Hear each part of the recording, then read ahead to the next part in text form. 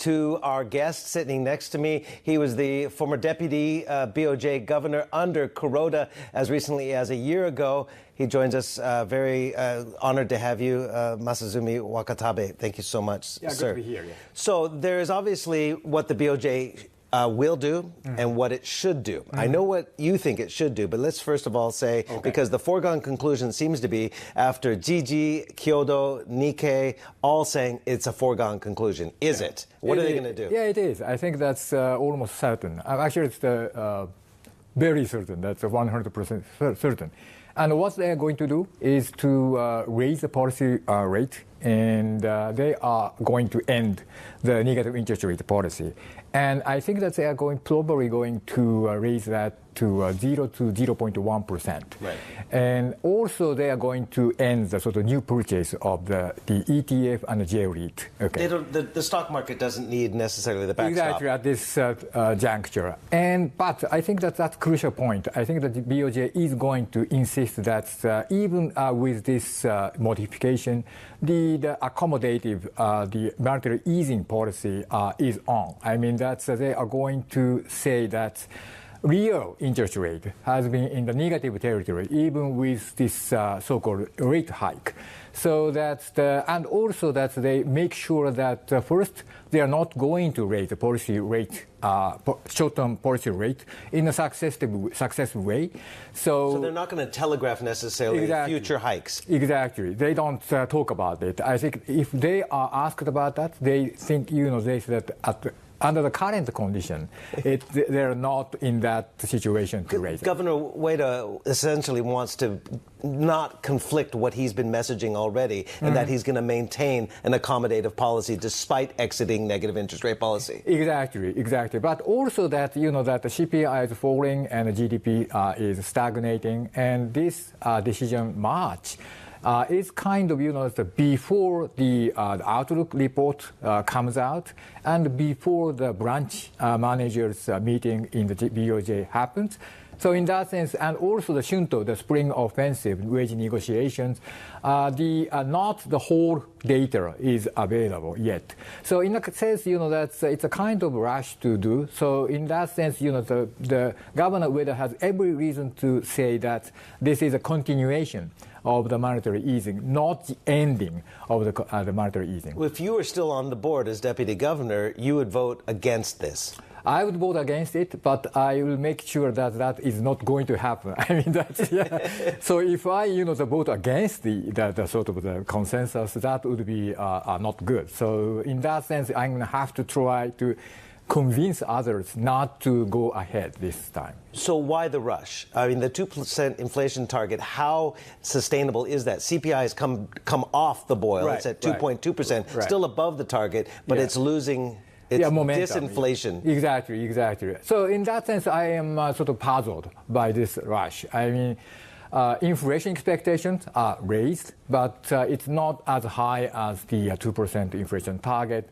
So in that sense, if they keep talking about achieving the inflation target in a sustainable and stable manner, it's not clear to me that they have enough sort of data to convince themselves that they can go ahead.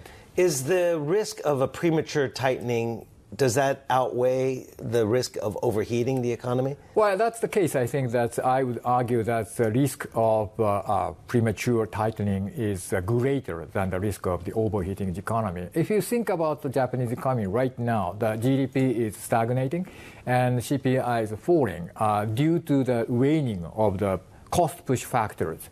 So that we don't still see the sort of the virtuous sort of momentum coming from. But that's what Governor Ueda wants to see. Exactly. The sustainable virtuous cycle. So why is he doing it now? Why not wait till April or July? Exactly. So that's a puzzle to me. So I'm not quite sure that's why. So I cannot speak for him, but I guess the Shunto was better than expected. Much better. Yeah, exactly. So they must have some sort of the reason. to convince themselves that they are going to have the sort of the demand pull inflation coming down the road. But it's not still clear, there aren't so many risks for waiting another month or two. Well, you were on the board as recently as a year ago. How unified do you think the 9 board members are? I think that there may be some dissents on this decision. The last time, I think that the one board member dissented, and he cast against the decision. And I may expect one or two more. So in that sense, the decision may not be unanimous. But, I don't know. So obviously you need to see a more virtuous, sustainable cycle of inflation. But what or when should then the BOJ hike? We're going to get the April economic outlook, the quarterly report next month. And then when would a good time to exit? Well, that's a kind of $1 million question because, the BOJ cannot really decide on a calendar basis. So that they're going to have to see that, for example, the inflation expectations are rising. Okay, but if you think about the JGB's 10-year yield or other sort of yields, 10-year yield is around 70 to 80 basis point. Mm-hmm. That shows that inflation expectations are not really building up. Yep. If that is the case, they must have hit the 100 basis point, which the BOJ called the reference point. So in that sense, I don't see the sort of the rising inflation expectations. So if that is the case, that the BOJ still has to continue this policy. What do you think Japan needs most, whether it's policy or anything else right now? What's the most urgent need for Japan? Because, they basically, with a revision, avoided a technical recession. So there are strains in this economy. Yeah, exactly. I think that we need a kind of coordination between monetary policy and fiscal policy and also growth policy. So I think it's up to the government, actually. And also the BOJ must cooperate with the government.